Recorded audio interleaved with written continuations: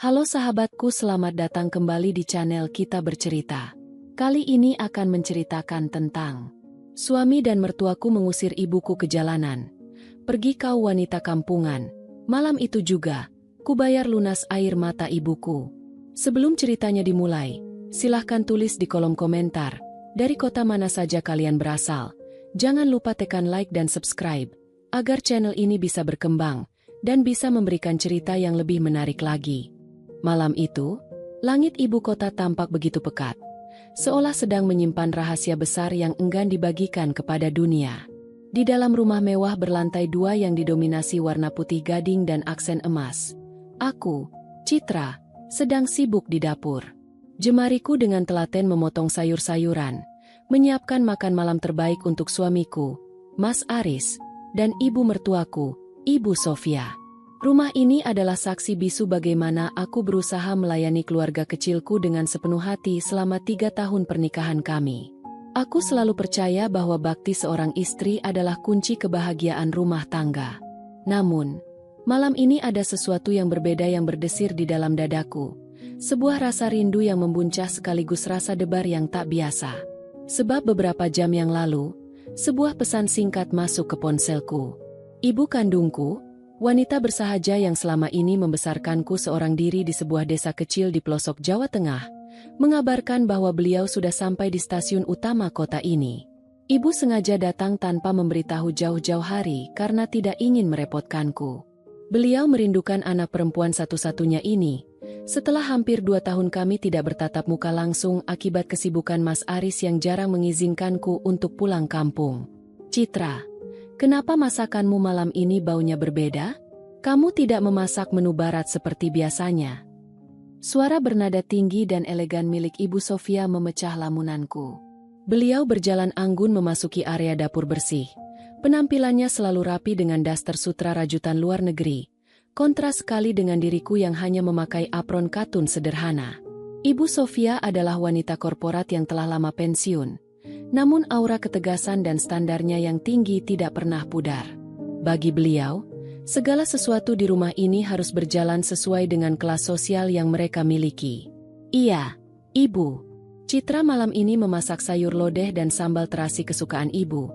Jawabku selembut mungkin, mencoba mengulas senyum terbaik sembari membalik tempe goreng di wajan. Ibu Sofia mengernyitkan dahi, melirik ke arah meja makan dengan tatapan kurang berkenan. Sayur lodeh? Mengapa tiba-tiba memasak makanan kampung yang berbau menyengat seperti itu? Kamu tahu kan Aris paling tidak suka jika aroma rumah ini tertutup oleh bau terasi. Sebelum aku sempat menjelaskan alasan di balik menu malam ini, pintu depan rumah terdengar diketuk dengan ritme yang ragu-ragu. Ketukan itu pelan, seolah sang tamu takut mengganggu ketenangan penghuni rumah. Jantungku seketika berdesir hangat. Aku tahu persis siapa yang mengetuk pintu dengan cara selembut itu. Tanpa menunggu lama, aku mematikan kompor dan bergegas menuju ruang depan, mengabaikan tatapan menyelidik dari ibu mertuaku yang mengekor di belakang dengan langkah anggun namun dingin. Saat daun pintu besar itu terbuka, sosok wanita parubaya dengan kebaya lusuh berwarna coklat tua dan kain jarik yang sedikit basah karena rintik gerimis di luar, berdiri di sana. Wajahnya dipenuhi garis-garis keriput yang syarat akan kerja keras. Namun matanya yang teduh memancarkan binar kebahagiaan yang begitu murni saat menatapku. Di tangan kanannya, ia memegang sebuah tas anyaman plastik besar yang tampak berat, berisi oleh-oleh khas desa yang sengaja ia bawa untuk kami. Citra, anakku, bisik wanita itu dengan suara bergetar menahan haru. Ibu? Air mataku hampir menetes melihat sosok yang paling kucintai di dunia ini akhirnya berdiri di hadapanku. Aku langsung menghambur ke pelukannya, menghirup aroma khas minyak kayu putih dan wangi tanah kampung yang selalu kurindukan.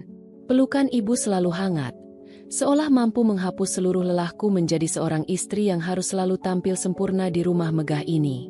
Ibu mengusap punggungku dengan lembut. Tangannya yang kasar karena bertahun-tahun menggarap sawah terasa begitu menenangkan di kulitku. Namun, momen kehangatan itu tidak berlangsung lama. Langkah kaki yang tegas dan berwibawa terdengar mendekat dari arah tangga dalam. Mas Aris, suamiku, turun dengan kemeja rumahannya yang rapi. Langkahnya terhenti beberapa meter dari pintu, Matanya menatap tajam ke arah tas anyaman plastik dan penampilan ibuku yang tampak sangat kontras dengan kemewahan ruang tamu kami. Di sampingnya, Ibu Sofia melipat kedua tangannya di dada, memperlihatkan ekspresi ketidaksukaan yang amat kentara atas kedatangan tamu yang tak diundang dari desa ini. Suasana hangat yang baru saja tercipta dalam sekejap berubah menjadi begitu sunyi dan mencekam. Pertemuan pertamaku dengan ibu setelah sekian lama, di bawah atap rumah suamiku, baru saja dimulai dengan keheningan yang syarat akan ketegangan yang tertahan. Ketegangan di ruang tamu yang megah itu terasa makin pekat, seolah-olah udara di sekitar kami mendadak membeku. Aku masih menggenggam erat jemari ibu yang terasa agak dingin karena rintik gerimis di luar. Aroma minyak kayu putih dan wangi tanah dari pakaian ibu yang bersahaja kini menguar di antara keharuman pengharum ruangan otomatis beraroma lavender yang mahal. Di depanku, Mas Aris berdiri mematung dengan tatapan mata yang sulit diartikan, sementara Ibu Sofia, mertuaku, masih melipat tangan di dada dengan dagu yang sedikit terangkat. "Aris, Sofia, ini ibu," ujarku memecah keheningan, berusaha menjaga nada suaraku agar tetap lembut dan sesopan mungkin. Aku menuntun ibu melangkah satu jengit ke dalam, berharap sambutan hangat akan mencairkan suasana. Ibu baru saja sampai dari kampung. Tadi naik kereta ekonomi lalu sambung angkutan ke sini. Ibu tersenyum tulus, senyum khas wanita desa yang tidak menyembunyikan apapun. Dengan sangat sopan, ibu meletakkan tas anyaman plastiknya di lantai marmer yang mengilat, lalu melangkah mendekati Ibu Sofia untuk mengulurkan tangan, hendak bersalaman sebagai bentuk penghormatan besan. "Nyonya Sofia, maaf kalau saya datang mendadak dan mengotori lantai rumahnya. Saya kangen sekali sama Citra," kata ibu dengan bahasa Indonesia yang agak terbata-bata, bercampur logat Jawa yang kental. Ibu Sofia tidak menyambut uluran tangan ibuku. Beliau hanya melirik sekilas ke arah tangan ibu yang kasar, lalu beralih menatap tas anyaman di lantai dengan kerutan dalam di dahi. Beliau mengambil selembar tisu dari meja konsol di dekatnya, mengusap jemarinya sendiri seolah-olah baru saja menyentuh sesuatu yang berdebu. "Oh, ibunya Citra," sahut Ibu Sofia dengan suara yang datar dan terukur, tipe suara korporat yang sedang menghadapi situasi yang tidak sesuai dengan prosedurnya. "Kenapa tidak berkabar dulu kalau mau datang? Rumah ini punya aturan, dan Aris ini sibuk sekali. Kedatangan yang tiba-tiba seperti ini agak mengejutkan kami." Mendengar kalimat itu, senyum di wajah ibu perlahan memudar. Uluran tangannya turun kembali ke sisi tubuh, dan beliau mengangguk pelan dengan rasa bersalah yang amat jelas terpancar dari sorot matanya. "Maaf, Nyonya, saya cuma takut merepotkan kalau minta dijemput. Jadi saya cari jalan sendiri." Aku merasa dadaku berdenyut nyeri melihat ibuku diperlakukan sedingin itu. Aku menoleh ke arah Mas Aris, berharap suamiku, pria yang berjanji akan menjagaku dan menghormati keluargaku di depan penghulu 3 tahun lalu, akan mencairkan suasana. Aku menatapnya dengan pandangan memohon. Mas Aris berdehem kecil, melangkah mendekat namun tetap menjaga jarak aman dari tas anyaman milik ibuku. "Ya sudah, karena ibu sudah sampai di sini, sebaiknya bersih-bersih dulu. Citra, bawa ibu ke kamar belakang dekat dapur. Dan tolong, tas plastiknya segera dipindahkan. Jangan ditaruh di atas marmer ruang tamu, nanti bisa menggores lantainya." "Baik, Mas," jawabku lirih. Ada rasa perih yang menyelinap di relung hati, mendengarkan suamiku menyebut kamar dekat dapur, yang biasanya digunakan untuk menyimpan barang atau tempat istirahat sementara pekerja harian, sebagai tempat untuk ibuku. Namun, aku menahan diri. Aku tidak ingin membuat ibu merasa tidak nyaman di menit-menit pertamanya berada di sini. Aku mengangkat tas anyaman plastik ibu yang ternyata cukup berat. Di dalamnya, aku bisa melihat sekilas bungkusan pisang kepok hasil kebun sendiri, keripik tempe buatan tetangga, dan beberapa botol jamu tradisional yang dibungkus koran dengan rapi. Semua itu adalah bentuk cinta seorang ibu yang ingin menyenangkan anak dan menantunya. "Mari, Bu, kita ke belakang dulu. Ibu pasti capek dan lapar. Citra sudah masak sayur lodeh kesukaan ibu," bisikku sambil merangkul pundak ibu yang terasa kian ringkih. Ibu hanya mengangguk, mengikuti langkahku tanpa mengeluarkan sepatah kata pun. Langkah kaki kami yang beralaskan sandal rumah terasa begitu sunyi melewati lorong menuju area belakang. Saat kami berjalan menjauh, Aku masih bisa mendengar lamat-lamat suara Ibu Sofia yang berbisik kepada Mas Aris di ruang tengah. Aris, kamu lihat sendiri kan? Ibu mertuamu datang dengan penampilan seperti itu. Bagaimana kalau besok rekan bisnismu datang ke rumah untuk makan malam? Ibu harap kamu bisa mengatur situasi ini sebelum menjadi masalah untuk citra keluarga kita. Kalimat itu bagai jarum halus yang menusuk ulu hatiku. Aku mempercepat langkah, menuntun ibu masuk ke dalam kamar kecil di dekat area dapur bersih. Di dalam ruangan yang sederhana itu, ibu duduk di tepi ranjang tunggal. Beliau menatapku dengan mata teduhnya, lalu mengusap pipiku dengan tangan tuanya yang hangat. Citra, suamimu kelihatan lelah sekali ya? Maaf ya, ibu malah merepotkan kalian di malam hari seperti ini. Ucap ibu dengan nada yang teramat tulus, sama sekali tidak menyimpan dendam atas sambutan dingin yang baru saja diterimanya. Melihat keikhlasan ibu, air mataku yang sejak tadi kutahan hampir saja tumpah. Aku segera berlutut di depan ibu, menggenggam kedua tangannya yang kasar, mencoba meyakinkan diri sendiri dan ibuku bahwa semuanya akan baik-baik saja, meskipun badai yang tak kasat mata tampaknya mulai berembus di dalam rumah tangga kami. Malam makin larut. Namun kehangatan yang kuharapkan hadir di meja makan justru menguap digantikan oleh kecanggangan yang luar biasa.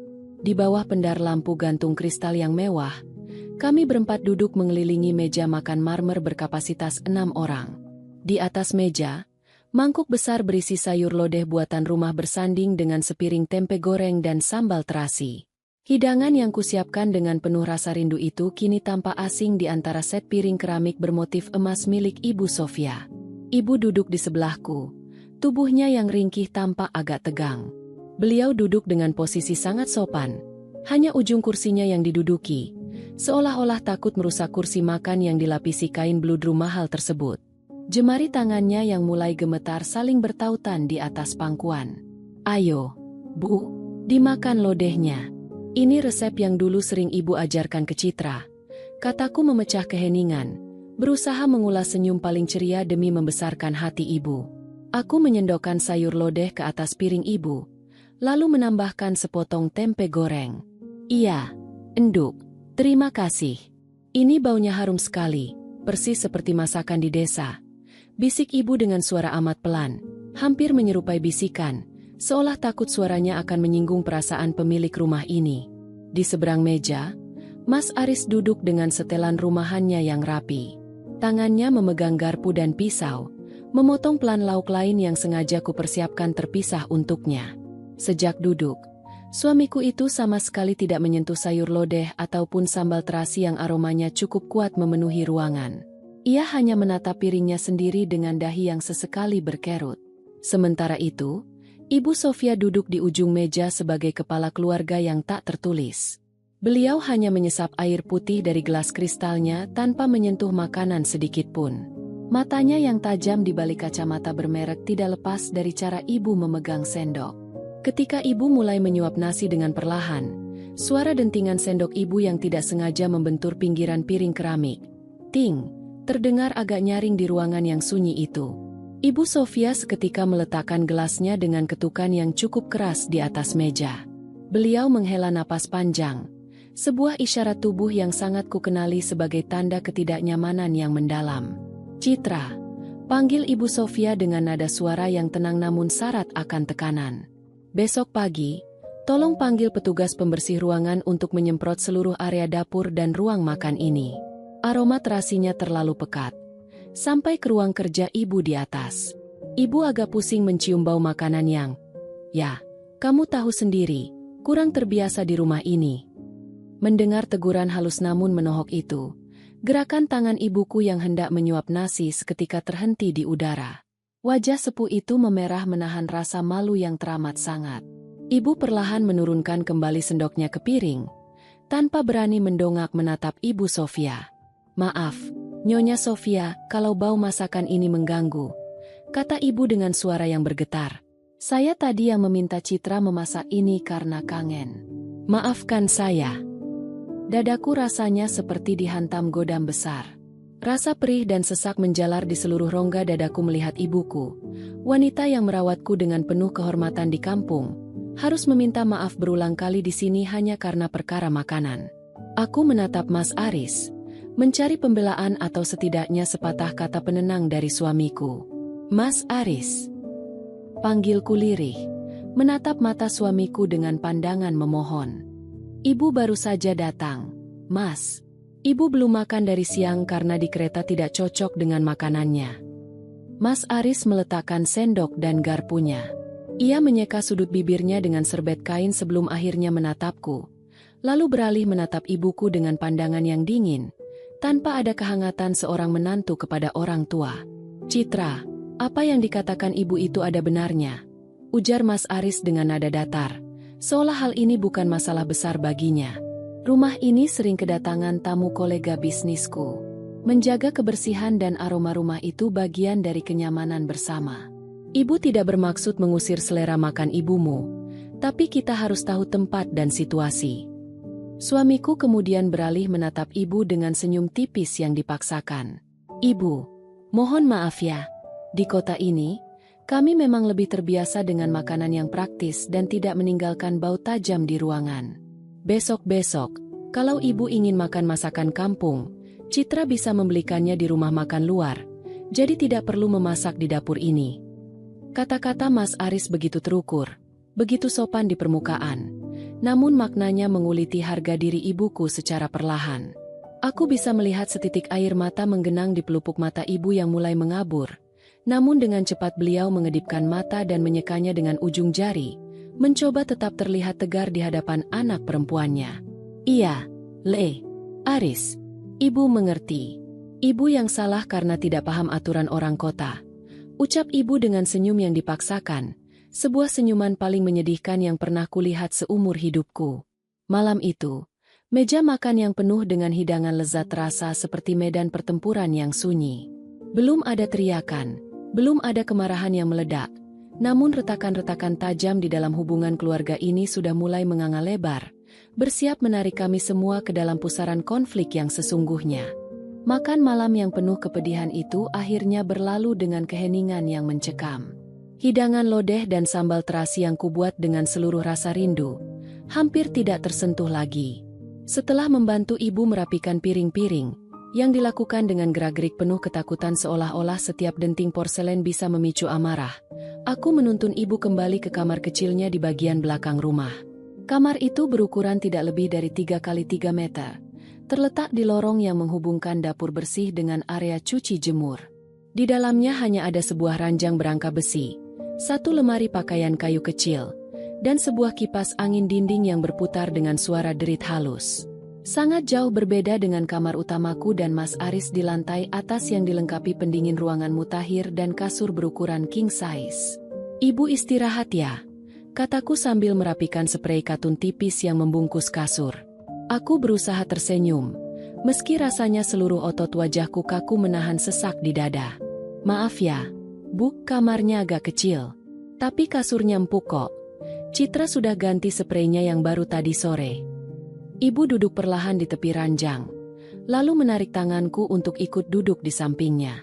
Beliau menatap wajahku dengan lekat, mengusap sehelai rambut yang menjuntai di dahiku dengan jemari tuanya yang kasar namun selalu terasa seperti pelukan paling aman di dunia. Citra, anakku yang paling cantik, bisik ibu. Suaranya terdengar serak dan lelah setelah perjalanan panjang yang menguras emosi. Kamar ini sudah bagus sekali. Enduk. Di kampung, ibu tidurnya cuma beralas tikar pandan di atas balai-balai kayu. Ini sudah lebih dari cukup. Kamu tidak usah merasa enak atau kepikiran dengan ucapan suamimu dan Ibu Sofia tadi. Air mataku yang sejak sore kutahan dengan sekuat tenaga akhirnya luruh juga satu tetes. Aku segera menyekanya dengan punggung tangan. Tidak ingin ibu melihat kelemahanku. Citra cuma sedih. Bu, ibu datang jauh-jauh, bawa oleh-oleh banyak, tapi sambutan mereka. SSSTTT, tidak boleh begitu. Sela ibu dengan lembut, menaruh telunjuknya di depan bibirku. Aris itu suamimu, imamu. Dia orang kota, punya kedudukan, punya rekan bisnis yang harus dijaga nama baiknya. Ibu ini cuma orang kampung. Wajar kalau kedatangan ibu yang tiba-tiba ini membuat mereka kaget dan kurang nyaman. Ibu yang salah, enduk, kurang mengerti tata krama orang kaya. Mendengar ketulusan ibu yang justru membela orang-orang yang telah merendahkannya, hatiku rasanya seperti diiris sembilu. Bagaimana mungkin wanita selembut ini harus meminta maaf atas hal-hal yang bukan kesalahannya? Keikhlasan ibu justru membuat rasa bersalah di dalam diriku makin membubung tinggi. Ya sudah, kamu naiklah ke atas. Mas Aris pasti sudah menunggumu di kamar. Jangan sampai suami telantar karena kamu terlalu lama di sini. Tutur ibu sambil menepuk-nepuk punggung tanganku, menyuruhku pergi dengan senyuman paling tulus yang beliau miliki. Aku mengangguk berat. Setelah mencium kening ibu dan memastikan kipas angin menyala dengan pas, aku melangkah keluar dari kamar belakang tersebut. Langkah kakiku terasa begitu berat saat menaiki anak tangga satu demi satu menuju lantai 2, tempat kamar utamaku berada. Rumah megah ini mendadak terasa seperti penjara yang dingin dan asing. Saat aku membuka pintu kamar utama, wangi aromaterapi peppermint yang menenangkan langsung menyambutku. Mas Aris sedang duduk di sofa santai dekat jendela besar yang menghadap ke halaman depan. Matanya fokus menatap layar gawai di tangannya. Ia sudah berganti pakaian dengan piyama sutra abu-abu yang tampak sangat berkelas. Aku berjalan mendekati tempat tidur, melipat apron yang masih kupakai, lalu duduk di tepi ranjang tanpa bersuara. Atmosfer di antara kami terasa sangat berjarak, seolah ada dinding transparan tebal yang memisahkan sepasang suami istri ini. Mas Aris menurunkan gawainya perlahan, lalu menatapku dengan pandangan yang sulit diartikan. Ia menghela napas panjang, bersiap membuka percakapan yang sejak tadi sudah kuprediksi akan menguras energi psikologis kami malam ini. "Citra," panggil Mas Aris. Suaranya terdengar berat dan formal, persis seperti caranya berbicara kepada bawahannya di kantor. "Kita perlu bicara sebentar tentang ibumu." Suara Mas Aris terdengar begitu dingin di dalam kamar kami yang sunyi. Jam dinding digital di sudut ruangan menunjukkan pukul 10 malam lewat sedikit. Namun atmosfer di sekeliling kami terasa jauh lebih mencekam ketimbang pekatnya malam di luar sana. Aku memosisikan dudukku dengan tegak di tepi ranjang, menggenggam jemariku sendiri untuk meredam getaran yang tiba-tiba menjalar dari ujung kaki. "Bicara tentang apa, Mas?" tanyaku, berusaha menjaga agar nada suaraku tetap datar dan tidak terdengar menantang. Aku tahu, di rumah ini, riak sekecil apapun dalam suaraku bisa dianggap sebagai bentuk ketidakpatuhan. Mas Aris meletakkan gawai miliknya di atas meja kecil di samping sofa. Ia memperbaiki posisi duduknya, menatapku lurus-lurus dengan tatapan yang biasa ia gunakan saat sedang menegosiasikan kontrak bisnis yang tidak menguntungkan. "Tentang keberadaan ibumu di rumah ini, Citra," jawab Mas Aris tenang. Namun setiap kata yang keluar dari bilah bibirnya terasa seperti hantaman pelan yang telak. "Kamu tahu sendiri bagaimana watak Ibu Sofia. Ibu sangat menjaga keteraturan, kebersihan, dan citra rumah ini. Kedatangan ibumu yang mendadak, dengan membawa barang-barang dari desa yang baunya memenuhi seisi rumah, jujur saja sudah mengganggu kenyamanan ibu." Dadaku seketika berdesir panas. Rasa perih yang sejak sore kutahan di dalam hulu hati kini mulai bereaksi, berubah menjadi letupan emosi yang perlahan naik ke tenggorokan. "Mas, ibu itu ibu kandungku. Beliau datang jauh-jauh dari kampung karena rindu denganku. Anak perempuannya yang sudah 2 tahun ini tidak diizinkan pulang," ujarku, mencoba menahan air mata agar tidak jatuh. Aku ingin terlihat kuat di depannya. "Ibu tidak bermaksud mengganggu. Barang-barang yang ibu bawa itu oleh-oleh, bentuk kasih sayang seorang orang tua kepada anak dan menantunya." Mas Aris menghela napas, tampak sedikit jengkel dengan pembelaanku. Ia memijat pangkal hidungnya. "Aku paham, Citra. Aku tidak melarang ibumu menyayangimu. Tapi tolong lihat situasinya. Rumah ini bukan rumah di kampung. Besok malam, rekan bisnis pentingku dari Singapura akan datang ke sini untuk makan malam formal. Apa jadinya kalau mereka melihat ada wanita sepuh berpakaian lusuh, tidak mengerti tata krama kota, berkeliaran di rumah ini? Itu bisa memengaruhi penilaian mereka terhadap profesionalitasku." Kata-kata itu meluncur begitu saja dari mulut suamiku tanpa beban. "Wanita sepuh berpakaian lusuh." Kalimat itu bagai pemantik api yang langsung menyambar bensin di dalam dadaku. Retakan yang sejak tadi kutahan kini benar-benar pecah. "Jadi, kamu malu, Mas?" Suaraku mulai bergetar, Bukan lagi karena sedih, melainkan karena rasa kecewa yang teramat sangat. Kamu malu punya ibu mertua seorang petani dari kampung? Kamu malu kalau rekan-rekan bisnismu yang terhormat itu tahu bahwa istri yang mendampingimu selama 3 tahun ini lahir dari rahim seorang wanita bersahaja yang tangannya kasar karena menggarap sawah? Mas Aris langsung berdiri dari sofanya. Wajahnya yang semula tenang kini mengeras. Matanya menatapku dengan kilatan amarah yang mulai tersulut. Jaga bicaramu, Citra. Jangan memutarbalikkan perkataanku. Nada suara Mas Aris meninggi 1 oktav, memecah keheningan kamar. Aku tidak bicara soal asal-usulmu. Aku bicara soal kepatutan dan momen yang tidak tepat. Kenapa ibumu harus datang sekarang? Di saat jadwalku sedang padat dan Ibu Sofia sedang tidak ingin diganggu? Kedatangan ibumu itu hanya menimbulkan kekacauan estetika dan ketenangan di rumah ini. Kekacauan estetika? Aku ikut berdiri. Tidak mampu lagi duduk tenang mendengar ibuku disamakan dengan barang pajangan yang merusak pemandangan rumah mewahnya. Ibu itu manusia, Mas. Beliau ibuku. Beliau punya hak untuk mengunjungi anaknya tanpa harus memikirkan apakah pakaiannya sesuai dengan estetika rumah megahmu ini atau tidak. Pintu kamar kami tiba-tiba diketuk dengan kasar dari luar. Belum sempat aku melangkah, pintu tersebut sudah terbuka lebar. Ibu Sofia berdiri di ambang pintu dengan jubah tidur sutranya yang berkibar. Wajahnya dipenuhi guratan amarah yang tak lagi disembunyikan. Ada apa ini ribut-ribut? Suara kalian kedengaran sampai ke kamar ibu. Bentak Ibu Sofia. Matanya langsung tertuju tajam ke arahku. Citra, kamu berani berteriak pada suamimu sendiri hanya karena membela ibumu yang tidak tahu adat itu. Atmosfer di dalam kamar seketika berubah menjadi sangat panas. Konflik yang sejak sore terpendam dalam bentuk sindiran halus, malam ini, di bawah pendar lampu kamar yang temaram, akhirnya meledak menjadi sebuah ketegangan yang siap menghancurkan sisa-sisa kesabaranku. Kemunculan Ibu Sofia di ambang pintu kamar bagaikan hembusan angin kencang yang membuat kobaran api di dalam ruangan ini makin membesar.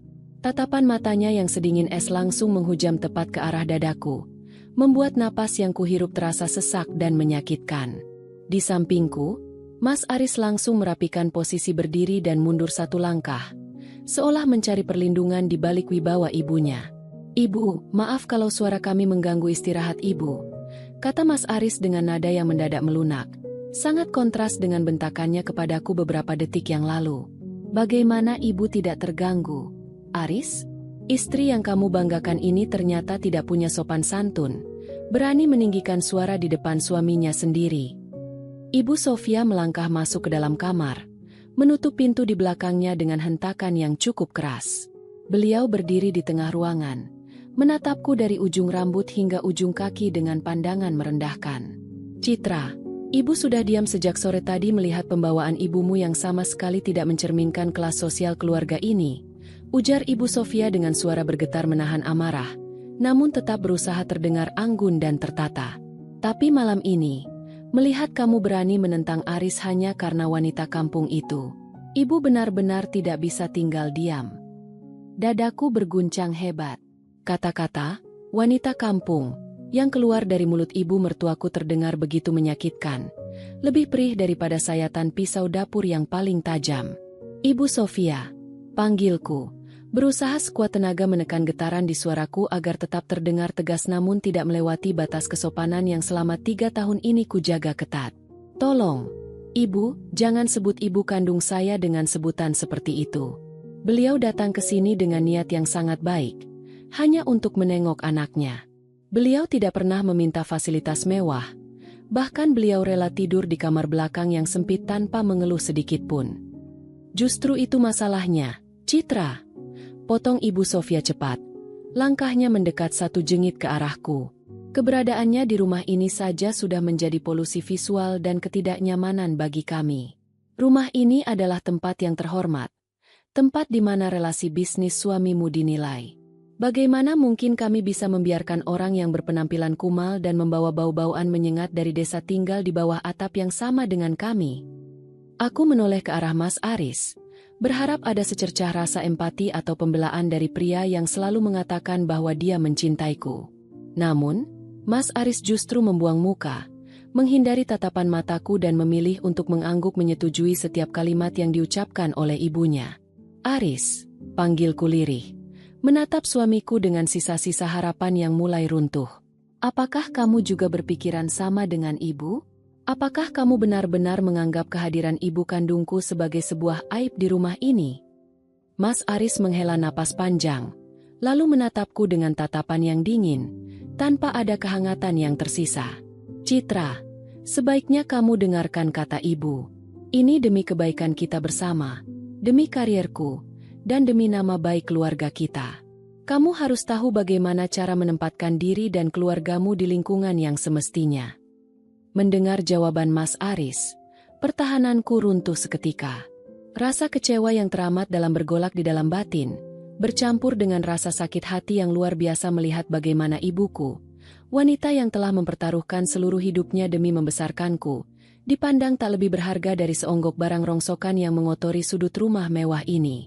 Bara konflik yang semula hanya berupa sindiran halus di meja makan, kini telah menjelma menjadi badai yang siap memporak-porandakan seluruh fondasi pernikahan kami di tengah malam yang kian mencekam ini. Ketegangan di dalam kamar utama ini telah mencapai puncaknya, dan aku tahu, malam ini tidak akan pernah lagi sama bagi hidupku. Kemarahan Ibu Sofia tampaknya sudah tidak bisa dibendung lagi. Wajah yang biasanya terawat dengan berbagai krim mahal itu kini tampak menegang, dengan urat-urat leher yang menonjol. Beliau tidak lagi sekadar bicara dengan nada korporat yang dingin, melainkan telah beralih menjadi sosok yang dikuasai oleh keangkuhan yang mutlak.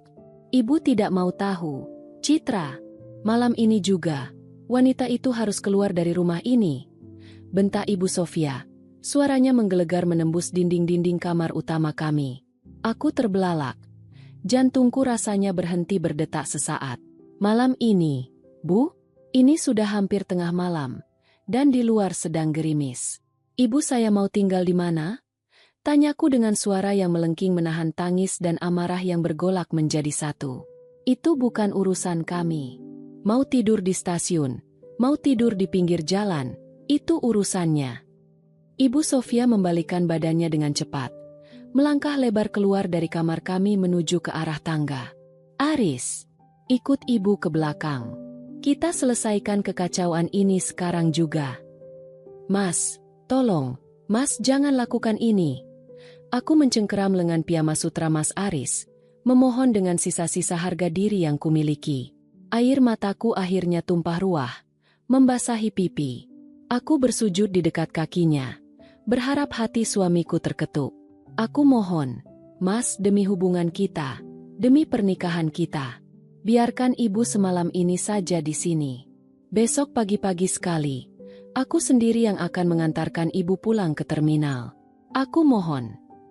Mas Aris menepis tanganku dengan kasar.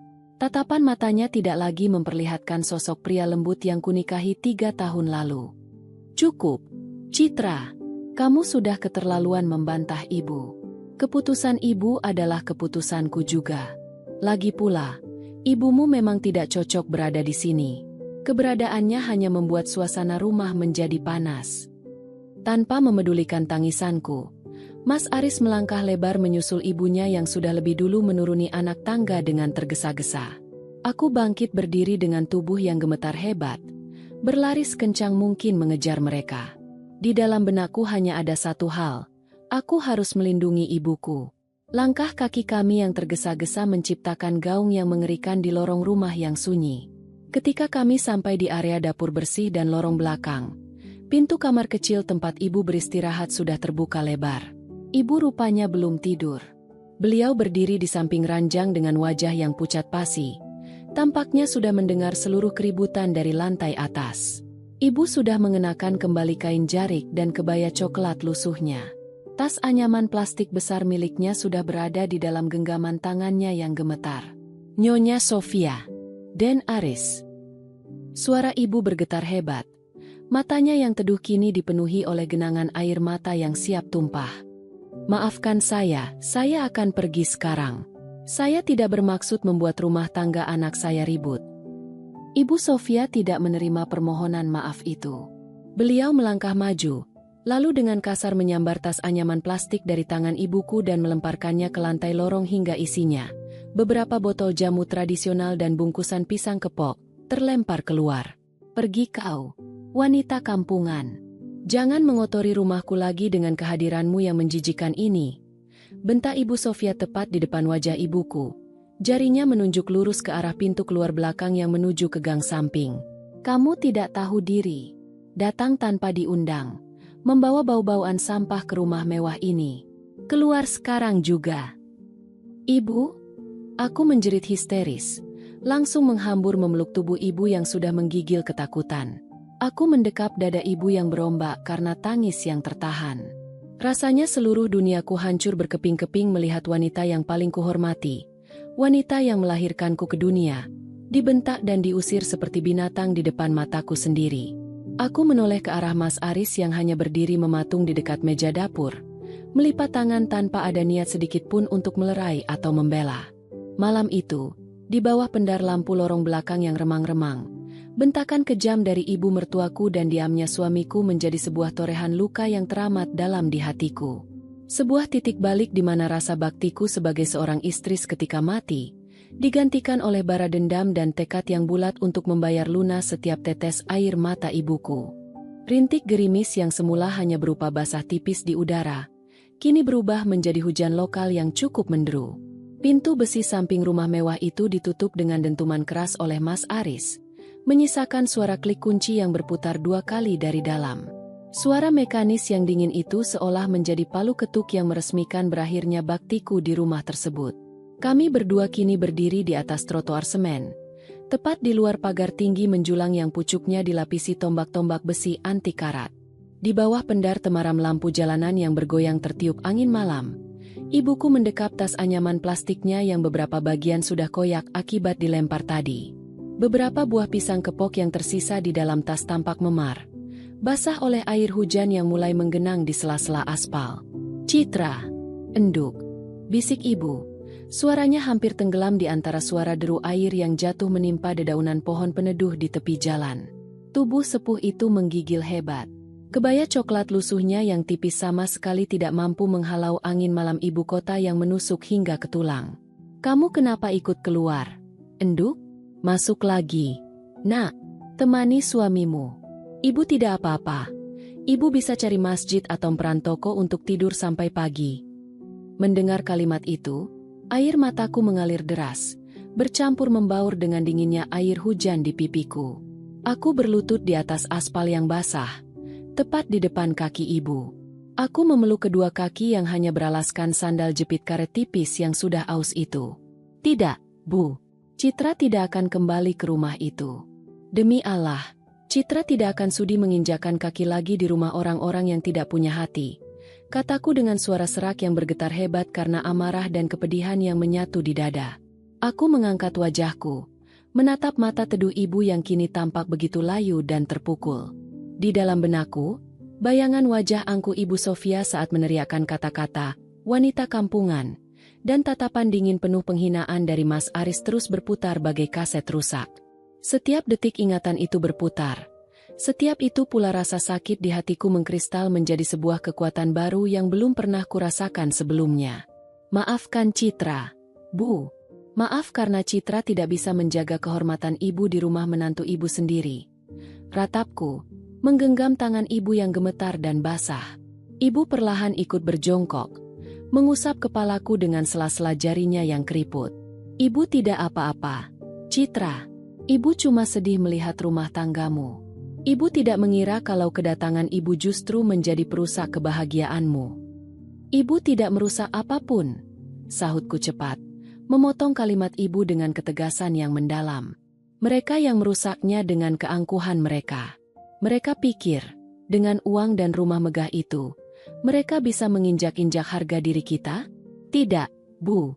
Malam ini, Citra bersumpah, setiap tetes air mata ibu yang jatuh di jalanan ini, akan Citra bayar lunas kepada mereka. Tidak akan tersisa sedikit pun. Aku berdiri, membantu ibu untuk bangkit dari posisi berjongkoknya. Aku merapatkan selembar selendang batik milik ibu yang tersisa, membungkus bahunya agar sedikit mengurangi rasa dingin. Kami mulai melangkah menjauh dari kawasan perumahan elit yang sunyi dan angkuh itu, menyusuri trotoar jalanan malam yang sepi. Di bawah guyuran gerimis yang kian mendingin, aku menuntun langkah kaki ibuku. Setiap langkah yang kami ambil di atas aspal malam ini bukan lagi langkah pelarian seorang wanita yang kalah, melainkan langkah awal dari sebuah pembalasan yang terukur. Aku tahu persis apa yang kumiliki, dan aku tahu persis bagaimana cara meruntuhkan kesombongan Mas Aris serta Ibu Sofia hingga ke akar-akarnya. Malam ini, Citra yang lemah lembut dan penurut telah mati di jalanan ini bersama air mata ibunya.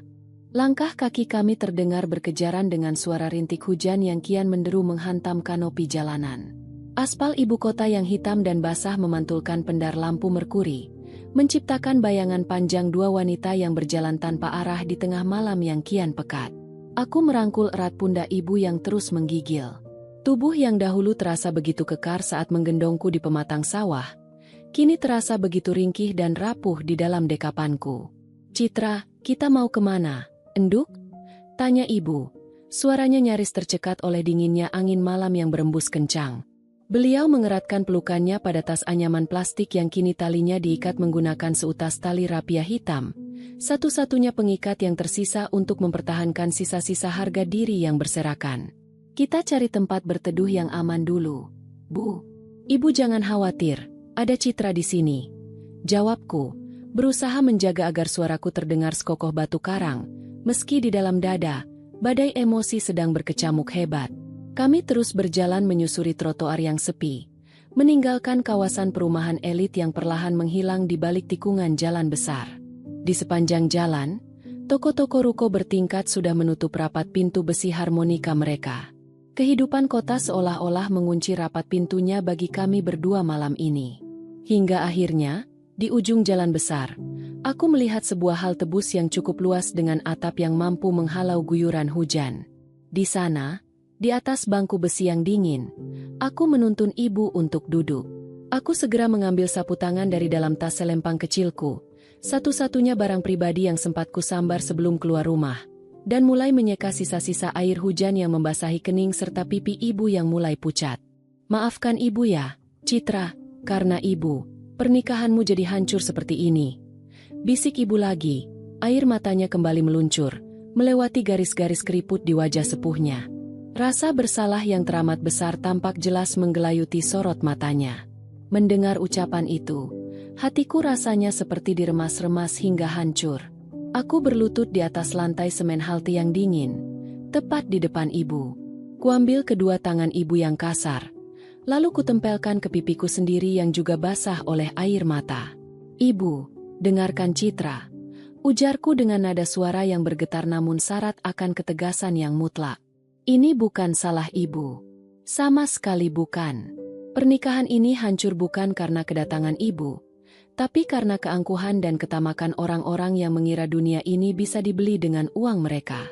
Selama 3 tahun ini, Citra selalu mengalah, selalu menuruti apapun kata Mas Aris dan Ibu Sofia demi apa yang mereka sebut sebagai bakti. Tapi malam ini, saat mereka berani mengusir dan menghina ibu, bakti itu sudah selesai." Aku menarik napas panjang, menghirup aroma tanah basah dan hawa dingin malam, membiarkan setiap oksigen yang masuk membakar semangat baru di dalam jiwaku. Mataku menatap lurus ke dalam mata ibu, menyampaikan seluruh kesungguhan yang mengkristal di dalam batin.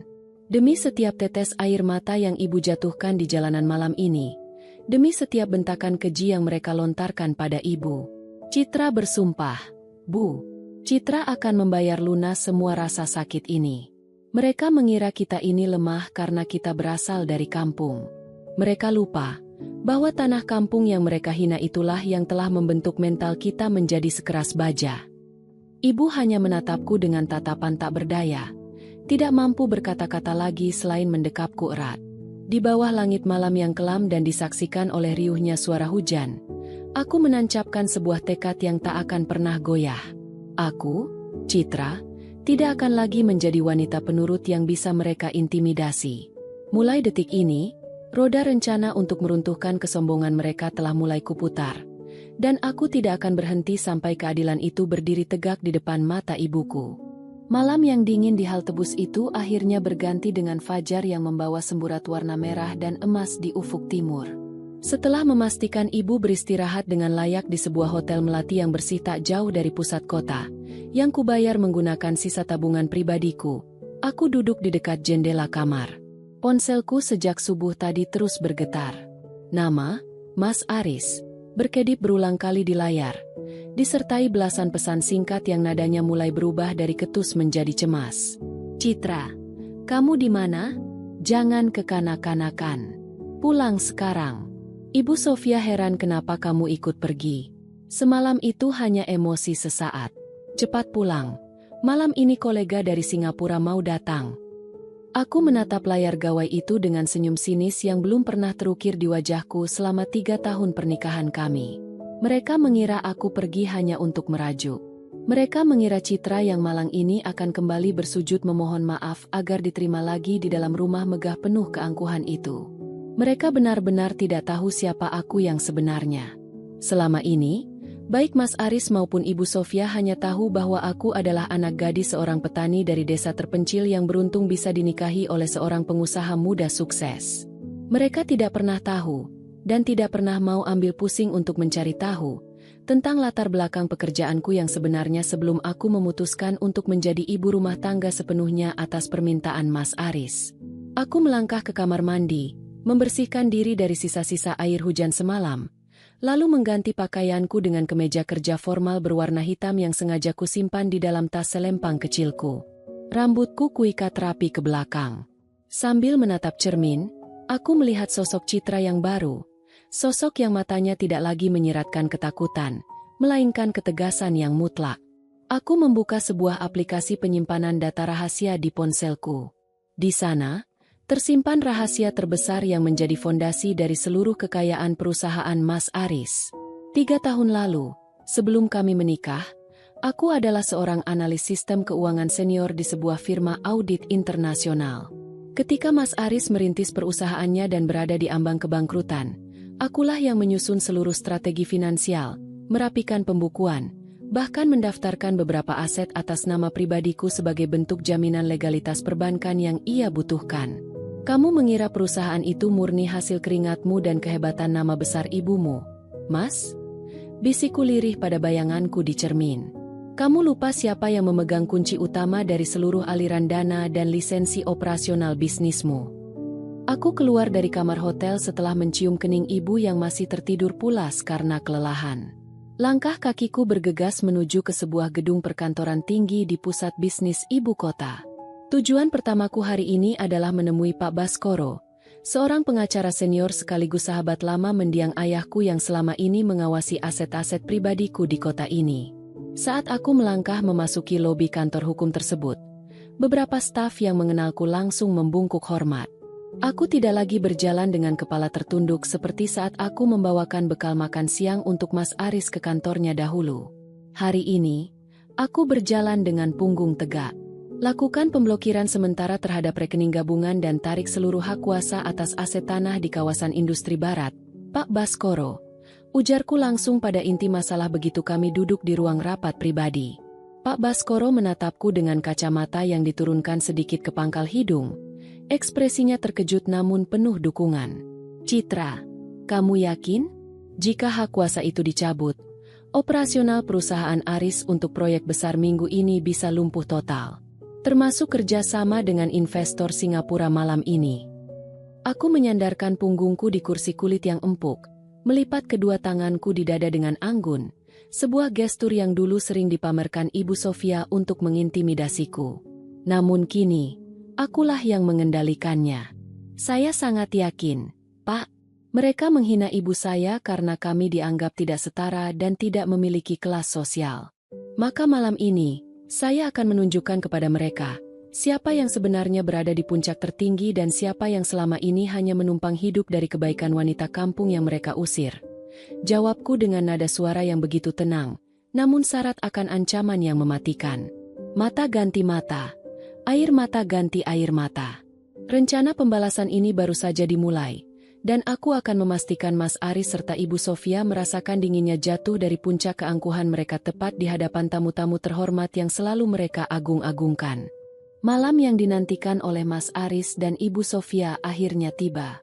Restoran mewah berkonsep privat di salah satu hotel bintang 5 ibu kota telah dipesan khusus untuk menyambut Emer Tan, investor kelas kakap dari Singapura. Di tengah ruangan yang didekorasi dengan bunga-bunga segar dan alunan musik klasik yang lembut, Mas Aris duduk berdampingan dengan Ibu Sofia. Keduanya mengenakan pakaian terbaik mereka, memancarkan aura ekspatriat dan kelas sosial tinggi yang selalu mereka banggakan. Namun, di balik senyum ramah yang mereka umbar, kegelisahan tidak dapat disembunyikan. Mas Aris berulang kali memeriksa ponselnya. Wajahnya tampak sedikit pias. Sejak sore tadi, ia mendapati beberapa sistem keuangan perusahaannya mengalami gangguan, dan rekening operasional utama mereka tidak dapat diakses. Aris, tenangkan dirimu. Jangan perlihatkan wajah cemas seperti itu di depan Emer Tan. Semua akan baik-baik saja setelah kontrak malam ini ditandatangani, bisik Ibu Sofia, mencoba mempertahankan ketenangannya seraya menyesap anggur dari gelas kristal. Tapi Bu, Citra benar-benar tidak bisa dihubungi, dan pihak bank mengatakan ada pembatasan hak kuasa atas aset jaminan kita.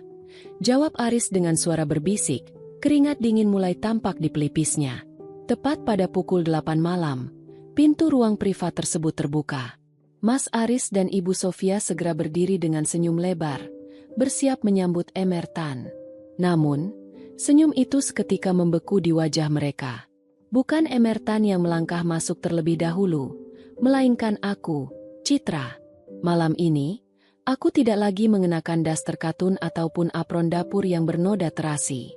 Aku berjalan dengan keanggunan yang mutlak, mengenakan gaun formal berwarna biru navy yang elegan, dipadukan dengan perhiasan minimalis namun berkelas. Di belakangku, Pak Baskoro berjalan mendampingi, membawa selembar map kulit berwarna hitam. Dan yang paling membuat jantung Mas Aris seolah berhenti berdetak, Emer Tan berjalan di sisi kananku dengan sikap yang amat hormat. Citra, apa-apaan kamu ini? Kenapa kamu ada di sini dengan pakaian seperti itu? Dan bagaimana kamu bisa bersama Emer Tan? Tanya Ibu Sofia, suaranya bergetar menahan syok, melupakan sejenak topeng keanggunan yang biasa ia pakai. Aku tidak langsung menjawab. Aku melangkah mendekati meja makan, lalu menarik kursi di ujung tengah, posisi utama pemimpin rapat, dan duduk dengan tenang. Emer Tan mengambil tempat di sebelahku setelah membungkuk hormat padaku. Emer Aris, Madam Sofia, silakan duduk. Ujarku dengan nada suara yang begitu tenang, dingin, dan syarat akan otoritas yang tak terbantahkan. Mari kita bicarakan masa depan perusahaan yang selama ini kalian banggakan. Mas Aris melangkah maju dengan wajah memerah. Kemarahannya mulai tersulut meski ia mencoba menahannya di depan sang investor. Citra, jangan bikin malu di sini. Pulang sekarang. Ini urusan bisnis besar, bukan tempat untuk menyalurkan drama rumah tangga karena masalah ibumu semalam. Mendengar kata, ibumu, tatapan mataku seketika menajam bagai mata pisau. Aku menatap Mas Aris lurus-lurus, membuat pria yang biasanya berwibawa itu mendadak menghentikan kalimatnya. Drama rumah tangga, Mas? Senyum sinis terukir di bibirku. Kamu mengira proyek kerjasama dengan Singapura ini adalah hasil kehebatan analisismu? Emer Tan, bisa tolong jelaskan kepada mitra bisnis Anda ini, siapa pemilik sah dari firma jaminan dan pemegang saham utama di konsorsium lokal yang mendanai proyek mereka? Emer Tan berdehem kecil, lalu menatap Mas Aris dengan pandangan formal. Emer Aris, perlu Anda ketahui bahwa Madam Citra adalah pemilik utama dari aset tanah kawasan industri barat serta penasihat keuangan utama di firma kami. Tanpa persetujuan dan tanda tangan dari Madam Citra, kontrak kerja sama malam ini tidak akan pernah ada. Dan setengah jam yang lalu, Madam Citra telah mencabut seluruh hak kuasa operasional atas nama Anda karena pelanggaran integritas. Bagai disambar petir di siang bolong, wajah Mas Aris seketika berubah pucat pasi. Tubuhnya bergetar hebat, dan ia terpaksa berpegangan pada pinggiran meja agar tidak terjatuh. Sementara Ibu Sofia langsung menutup mulutnya dengan tangan.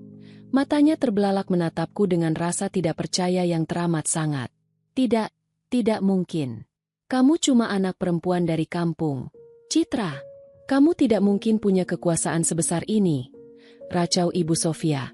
Suaranya mulai melengking panik, kehilangan seluruh wibawa korporatnya. Tanah kampung yang ibu hina semalam adalah tanah tempat keluarga saya membangun fondasi bisnis ini jauh sebelum saya mengenal Aris. Jawabku tegas, setiap kata keluar dengan penekanan yang mutlak. Kalian mengusir ibu saya ke jalanan di tengah malam yang dingin. Kalian meneriakinya, wanita kampungan, seolah beliau adalah sampah yang mengotori kemewahan kalian. Malam ini, di bawah saksikan emertan dan hukum yang berlaku, saya pastikan kemewahan yang kalian agungkan itu runtuh tanpa sisa. Pak Baskoro maju ke depan, meletakkan 2 buah dokumen di atas meja di hadapan Mas Aris. Dokumen pertama adalah surat pencabutan seluruh aset jaminan bank, yang berarti besok pagi, perusahaan Anda akan dinyatakan pailit dan seluruh aset rumah mewah Anda akan disita oleh pihak bank terkait, ujar Pak Baskoro dengan tenang. Dan dokumen kedua adalah surat gugatan cerai dari Ibu Citra. Mas Aris menatap kertas-kertas itu dengan mata yang berkaca-kaca. Penyesalan yang teramat dalam tampak jelas di wajahnya. Ia bersujud di samping kursiku, mencoba meraih tanganku. Citra, maafkan aku hilaf. Aku tidak tahu, tolong jangan lakukan ini pada perusahaanku, pada ibuku. Aku menarik tanganku dari jangkauannya dengan dingin. Aku bangkit berdiri, merapikan gaunku, lalu menatap Mas Aris dan Ibu Sofia untuk terakhir kalinya. Di dalam hatiku, bayangan air mata ibuku semalam kini telah terbayar lunas. Keadilan telah ditegakkan, dan panggung keangkuhan mereka kini telah runtuh, menyisakan penyesalan yang akan mereka tanggung seumur hidup. Permisi, Emertan. Urusan saya di sini sudah selesai. Ibu saya sudah menunggu di rumah kami yang sesungguhnya, ujarku sembari melangkah pergi dengan kepala tegak, meninggalkan 2 sosok yang kini terduduk lemas meratapi kehancuran yang mereka ciptakan sendiri. Ruang privat restoran bintang 5 itu mendadak hening, menyisakan gema suara langkah kakiku yang berketuk anggun di atas lantai marmer. Di belakangku, Mas Aris masih bersujud, bahunya terguncang hebat menahan tangis yang pecah tanpa mampu ia bendung lagi. Pria yang selama 3 tahun ini berdiri dengan dagu tegak dan kata-kata yang selalu terukur, kini tampak begitu kecil, rapuh, dan tak berdaya di atas lututnya sendiri. Citra, tolong, Mas memohon kepadamu, nak. Suara itu bukan lagi suara Mas Aris, melainkan suara Ibu Sofia. Aku menghentikan langkahku tepat di ambang pintu kayu jati yang besar. Tanpa membalikkan tubuh sepenuhnya, aku melirik dari balik bahu. Pemandangan di hadapanku sungguh sebuah pembalikan nasib yang nyata. Ibu Sofia, wanita yang semalam menghardik ibuku dengan sebutan wanita kampungan, kini berjalan tertatih-tatih mendekatiku. Air matanya telah merusak riasan wajahnya yang mahal, dan daster sutra berganti gaun mewah malam ini sama sekali tidak bisa menyembunyikan tubuhnya yang bergetar ketakutan. Wanita sepuh itu perlahan merosot di hadapanku, memegang ujung gaun nafi yang kukenakan. Ibu mengaku salah. Citra, ibu hilaf. Keangkuhan ibu telah membutakan mata ibu. Tolong jangan sita rumah itu. Jangan hancurkan Aris. Dialah satu-satunya kebanggaan ibu. Ratap Ibu Sofia dengan suara parau. Tangisnya terdengar begitu memilukan memenuhi ruangan. Melihat air mata mendalam dari mertua dan suamiku, secercah rasa kemanusiaan di dalam dadaku sempat berdesir. Namun, begitu bayangan ibuku yang menggigil di bawah guyuran hujan semalam melintas kembali diingatan. Saat tas anyamannya dilempar dan harga dirinya diinjak-injak, hatiku kembali mengeras bagai baja. Air mata yang ibu keluarkan malam ini belum sebanding dengan sakitnya hati ibu saya saat diusir seperti binatang semalam. Ujarku, suaranya terdengar begitu tenang, tanpa ada nada amarah yang meledak-ledak. Ibu menangis karena takut kehilangan harta dan kedudukan. Sementara ibu saya menangis semalam karena mengira beliau telah merusak kebahagiaan rumah tangga anaknya. Perbedaan ketulusan itulah yang membuat saya tidak bisa menarik kembali keputusan ini. Mas Aris mendongak. Matanya merah dan sembab. Citra, apakah tidak ada lagi sisa cinta di hatimu untukku? 3 tahun kita bersama. Mas benar-benar mencintaimu. Mas hanya terlalu bodoh karena mendengarkan ego. Cinta itu sudah mati di jalanan semalam. Mas, bersamaan dengan bunyi klik kunci pintu yang kamu putar dari dalam. Jawabku lirih namun tegas. Kalian mengira kebahagiaan dan kehormatan bisa diukur dengan angka di rekening. Sekarang, belajarlah hidup tanpa semua itu, agar kalian tahu bagaimana rasanya menjadi orang biasa yang kalian pandang rendah. Mr. Tan yang sejak tadi menyaksikan seluruh kejadian itu dari kursinya, bangkit berdiri. Alih-alih merasa terganggu dengan urusan domestik ini, sang investor kelas kakap justru menatapku dengan binar mata yang syarat akan rasa kagum yang mendalam. Langkahku yang berani, strategiku yang rapi, dan ketegasanku dalam melindungi kehormatan orang tua telah memukau pria parubaya yang terkenal dingin di dunia bisnis internasional tersebut. Madam Citra, panggil Mr. Tan dengan bahasa Indonesia yang sangat takzim sembari membungkukkan badannya sedikit.